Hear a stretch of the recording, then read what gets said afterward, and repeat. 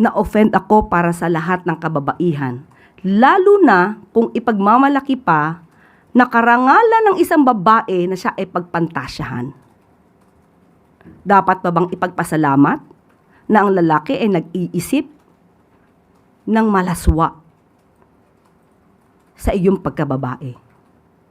Nagkataon lamang siguro na siya ay nakasuot ng isang suit, nakaharap sa isang mic, at may titulo bago sa kanyang pangalan. Kung nagkataon na ang lalaking ito ang nagsalita ay nasa isang kanto, nakahubad, at sinabihan ng isang babaeng naglalakad na ini-imagine ko kung anong ginagawa ko sa iyo kasi ang ganda mo. Magkaiba ba yun? Kung ordinaryong tao ang gagawa o ang tao ay supposed to be isang honorable